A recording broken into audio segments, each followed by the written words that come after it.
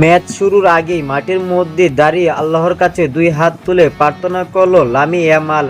Spain তারকা বুঝেছেন কারো কাছে কিছু চাইলে পাওয়া যাবে না, তাই তো তিনি মহান আল্লাহর কাছে হাত তুলে প্রার্থনার মাধ্যমে চেয়েছেন। তাই বেলজিয়ামকে 2-1 গোলের ব্যবধানে হারিয়েছে ইয়ামালের স্পেন।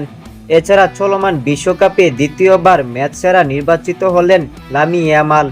মজার বিষয় হলো দুইবারেই কোনো গোল বা অ্যাসিস্ট ছাড়াই ম্যাচ সেরা পুরস্কার জিতেছেন এই স্প্যানিশ তরুণ।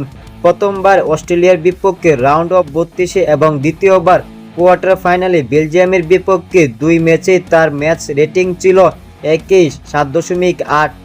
গোলের সরাসরি অবদান না রাখলেও দুই ম্যাচের আক্রমণ গঠন, ড্রিবলিং, সুযোগ তৈরি ও পুরো খেলায় প্রভাব বিস্তার করে নিজের গুরুত্ব প্রমাণ করেছেন লামি ইয়ামাল। তাই পরিসংখ্যানের খাতায় গোল ও অ্যাসিস্ট না থাকলেও ম্যাচের সেরা খেলোয়াড় হিসেবে স্বীকৃতি ঠিকই পেয়েছেন লামি।